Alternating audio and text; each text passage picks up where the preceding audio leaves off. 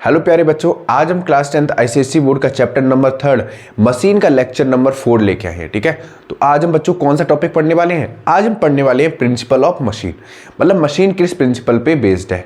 इससे पहले के लेक्चर में हमने क्या पढ़ा था? इससे पहले के लेक्चर में हमने पहले इंट्रोडक्शन पढ़ा था, मशीन काम कैसे करती है, मशीन होती क्या है, इफर्ट क्या होता है, लोड क्या होता है, मैकेनिकल एडवांटेज क्या होता है, वेलोसिटी रेशियो क्या होता है, वर्क आउटपुट क्या होता है, वर्क इनपुट क्या होता है और एफिशिएंसी क्या होता है।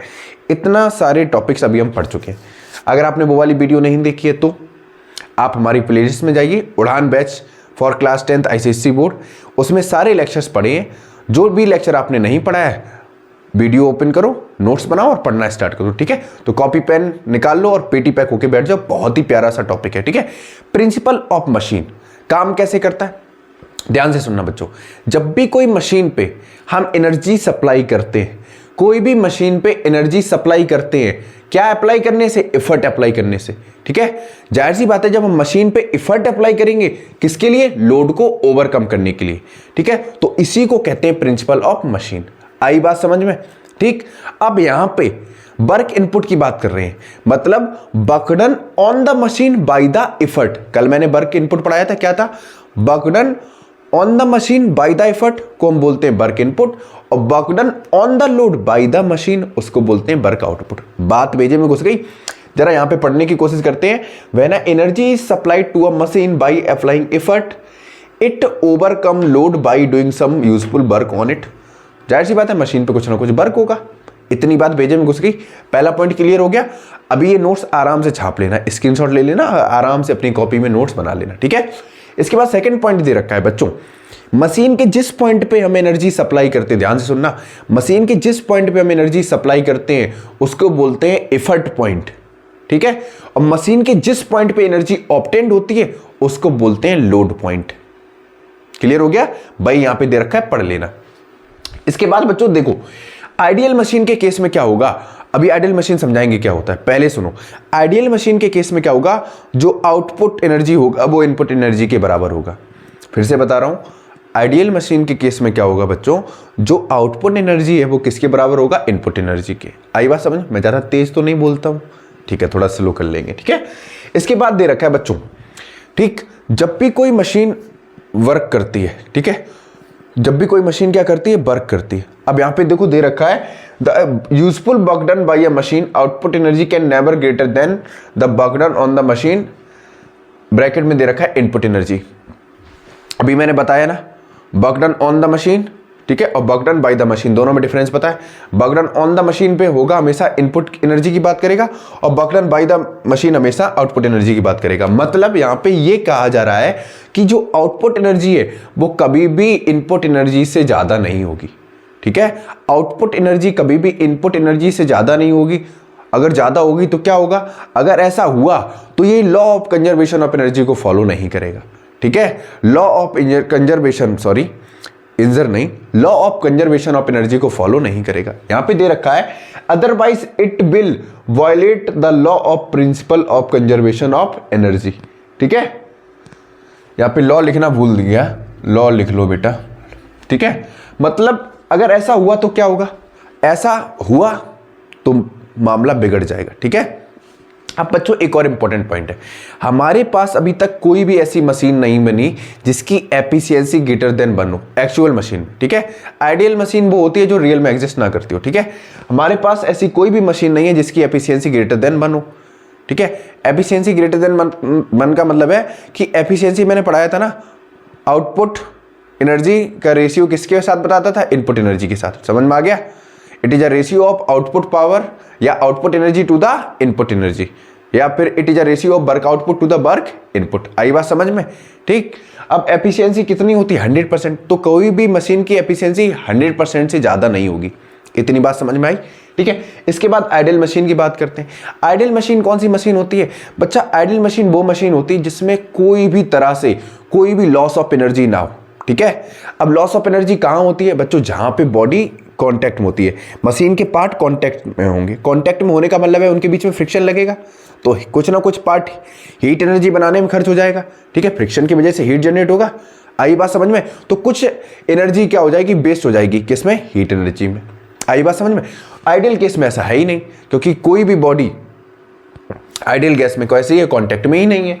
मतलब a machine in which there is no loss of energy, मतलब इसमें क्या होगा, इसमें जो वर्क आउटपुट होगा वो हमें वर्क इनपुट के बराबर होगा, ऐसा हम कंसीडर करेंगे। ठीक है, तो the work output is equal to the work input, the efficiency of a ideal machine is 100%। जब वर्क आउटपुट वर्क इनपुट के बराबर हो जाएगा तो वो एफिशिएंसी कितनी होती है, 100%। एफिशिएंसी के वाला टॉपिक मैंने पिछली वीडियो में कवर किया है, आपने नहीं पढ़ा पहले पढ़ लो, तभी ये वाला लेक्चर समझ में आएगा। ठीक है, इतना समझ में आ गया, फटाफट स्क्रीनशॉट लो, फिर आगे बढ़ते हैं बच्चों। अब आगे देखते हैं। ठीक है, इसके बाद है बच्चों एक्चुअल मशीन क्या होता है। एक्चुअल मशीन है जो हमारी रियल लाइफ में जो मशीन्स आपने देखी होंगी, ठीक है, उनमें क्या होता है, आपने देखा है वो हीट अप हो जाती हैं। ठीक है, होती है नहीं होती, कुछ देर बाद वो गर्म हो जाती है मशीन। क्यों? क्योंकि उनमें लॉस ऑफ एनर्जी हो रहा है। ठीक है, एक्चुअल मशीन क्या होता है, actual machine the output energy is always less than the input energy. ध्यान सुनना, आइडियल मशीन में क्या था, आउटपुट एनर्जी ग्रेटर देन था इनपुट एनर्जी से, जिसकी वजह से उसकी एफिशिएंसी कितनी थी, ज्यादा थी, या एफिशिएंसी उसके बराबर थी। ध्यान से सुनना, लेकिन एक्चुअल मशीन में क्या होगा, जो आउटपुट एनर्जी है वो हमेशा लेस देन होगा, किससे, इनपुट एनर्जी से। आई बात समझ में? इसीलिए इसकी एफिशिएंसी कैसी है, लेस देन 1 है। समझ में आ गया? मतलब एक्चुअल मशीन की एफिशिएंसी कभी भी 100% नहीं हो सकती। आई बात समझ में? क्योंकि कुछ ना कुछ पार्ट उसकी एनर्जी का लॉस हो जाएगा। इतनी बात भेजे में घुसी। यहां पे दे रखा है the loss of energy in a machine is due to the following 3 reason. 3 कारण है। पहला आप जानते हैं फ्रिक्शन की वजह से, दूसरा उस मशीन के जो बॉडी पार्ट है परफेक्टली इलास्टिक नहीं है, तीसरा पॉइंट है it different part are not perfectly rigid. आई बात समझ में? परफेक्टली रिजिड का मतलब आप समझते हो, ठोस की बात कर रहा है। ठीक है, आई बात समझ में? यहां तक क्लियर हो गया? ठीक है, रब कर दें, नोट करो फटाफट, इतना screenshot low.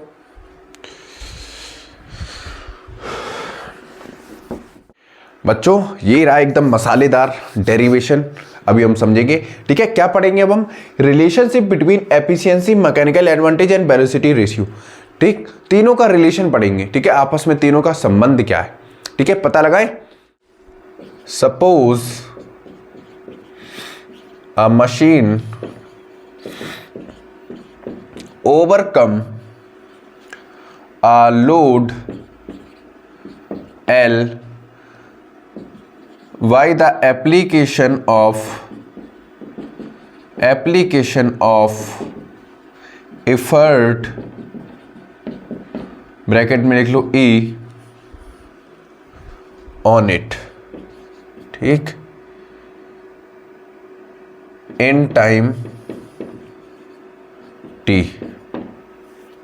let dE be the displacement of the effort and dL be the displacement of load। आई बात समझ में? मतलब कोई मशीन पे हम क्या कर रहे हैं, अप्लाई कर रहे हैं क्या, एफर्ट, लोड को ओवरकम करने के लिए, वही लिख दिया है। ठीक है, जिसका डिस्प्लेसमेंट एफर्ट का कितना है, डीई, और डिस्प्लेसमेंट ऑफ लोड कितना है, डीएल। आई बात समझ में? कोई तकलीफ यहां पे? बहुत बढ़िया। अब बच्चों सबसे पहले लिखेंगे यहां पे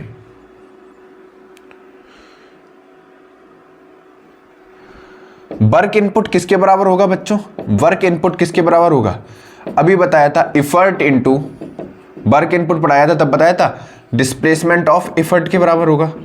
ध्यान से देखते जाओ, अभी याद आ जाएगा, सब कुछ समझ में आ जाएगा। ठीक है, तो डिस्प्लेसमेंट ऑफ एफर्ट, एफर्ट को किससे रिप्रेजेंट करते हैं, ई से, और डिस्प्लेसमेंट कितना हो गया, डी। इसको दे दो इक्वेशन फर्स्ट।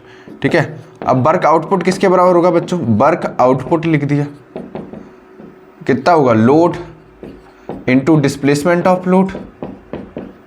आई बात समझ में, डिस्प्लेसमेंट ऑफ लोड, तो यहां पे बच्चों लोड कितना है, एल, डिस्प्लेसमेंट कितना है, डीएल, इक्वेशन सेकंड दे दो। आई बात समझ में?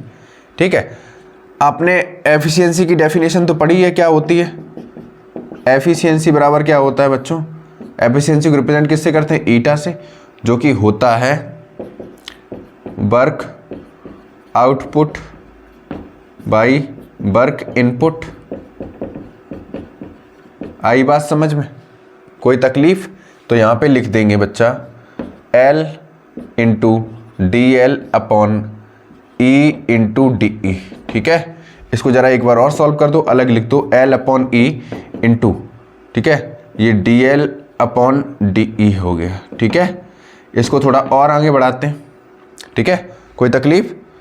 यहाँ पे अगर इसको ऐसे लिख दें l अपॉन ई, इसको चेंज कर दो, डी ई ऊपर हो जाएगा तो 1 अपॉन क्या आ जाएगा, D E upon D L. इतनी बात समझ में आई? वीडियो में आपको दिख रहा है या नहीं दिख रहा है? ठीक है, बहुत बढ़िया। अब बच्चों हम इधर लिखेंगे। ठीक है, अच्छा बच्चों, l अपॉन ई जाना पहचाना लग रहा है। l अपॉन ई किसके बराबर होता है? अभी हमने आपको पढ़ाया था mechanical advantage, it is a ratio of load to the effort. ठीक है, आई बात समझ में? यहाँ पे क्लियर ना दिख रहा हो तो दोबारा लिख दे रहे, देखो ऐसे देखो, देयरफॉर l अपॉन ई किसके बराबर है, एम ए, मतलब मैकेनिकल एडवांटेज के होता है ना। ठीक है, और आपने बी आर क्या किसके बराबर होता है, D E upon D L. आई बात समझ में? वेलोसिटी रेशियो किसके बराबर होता है, D E upon D L, मतलब displacement of the effort to the displacement of the load के बराबर। जरा वैल्यू सब्स्टिट्यूट करो बच्चा, एफिशिएंसी कितना था, ई, डायरेक्ट ईटा लिख दें, बहुत बढ़िया। ठीक है, ईटा बराबर क्या हो गया, एम ए अपॉन क्या हो गया, बी आर। आई बात समझ में? अब बच्चा एम ए निकालना है हमको, एम ए मैकेनिकल एडवांटेज किसके बराबर हो जाएगा, ईटा इंटू वेलोसिटी रेशियो। तो यहां पे हमको एक चीज और पता चल गई, mechanical advantage is equal to the product of velocity ratio and its efficiency. समझ में आ गया? कोई तकलीफ? तो यहां पे लिख दे, यहां पे लिख दे, डायरेक्ट लिख दे, mechanical advantage is equals to the product of efficiency and its velocity ratio, bracket में बी आर लिख दो। बच्चों ये था relation between efficiency, mechanical advantage and velocity ratio का रिलेशन। ठीक है, समझ में आ गया? आज के लिए इतना ही रखते हैं।